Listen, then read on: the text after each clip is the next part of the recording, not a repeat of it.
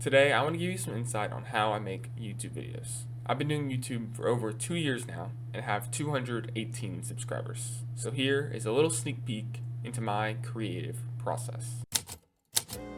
Now, the first branch I want to cover is ideas. I have 2 questions I want to answer here. The first one is, how do I come up with ideas?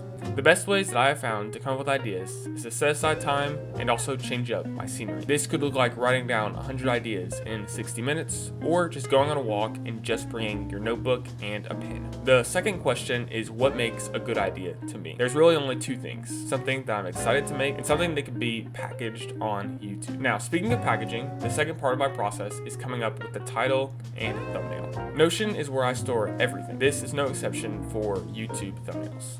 I have every single title and thumbnail iteration that I have ever done inside of Notion. And there are 3 other tools that I use just to make thumbnails. The first tool I use is Canva. Now, it's the main way that I edit thumbnails. You might be asking why I don't use Photoshop or anything like that. And I just find that Canva is simple enough, and most of the time I don't need something that powerful, and Canva works just fine. However, when I do need something powerful, I will go to Photoshop. The third tool is ChatGPT. Now, ChatGPT can either be really helpful or really annoying, and there's really no in between. I use ChatGPT to kind of bounce ideas off of or get some thumbnail inspiration, or there's sometimes when I'm trying to do that and ChatGPT is connecting random ideas from old videos that don't even correlate. So it's really a tool that can be really helpful or really detrimental. The third area is scripting or storyboarding, depending on what I'm doing. For scripting, I primarily use Notion. You can see this is every upload that I've done during this upload series. Let's just pull up the one that we're doing right now.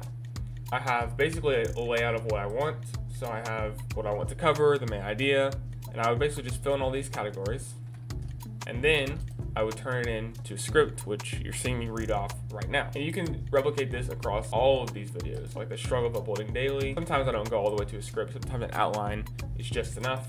But let's go to storyboarding. Series like Trapped by the Rain required more storyboarding, which is why you don't see anything inside of Notion, because I actually wrote it in my notebook. And I'm gonna show you like B-roll of my notebook, but you can see it's a lot more messy, a lot more laid back, and it's all about just getting your mind on the paper and just going from there, making a shot list, stuff like that. Nothing complicated in that system, just it works better for storyboarding if I do it in a notebook versus doing it in Notion or Canva or something else like that. The next way is filming. Now, filming is pretty self-explanatory, but I use a couple main things to film.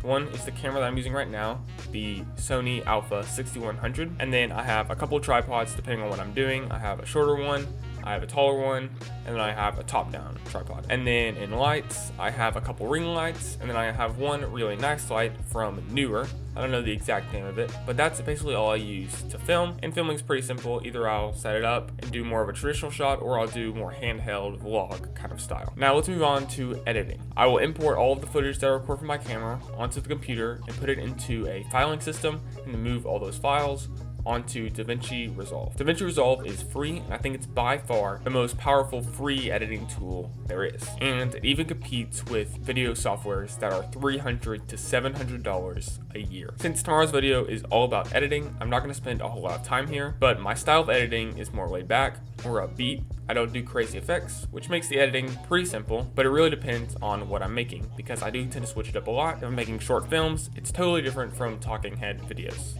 And so it really depends what I'm trying to do, and that will depend on how I'm editing. Once the editing is done, we'll move on to the final step, which is reflection, where I upload the video and then periodically check how it's doing on YouTube. And then based on that, I'll do a little reflection. What did I do right? What did I do wrong? And what can I learn for next time? That's all I have for today. That is my creative process with 218 subscribers. I hope you enjoyed, and I will see you tomorrow.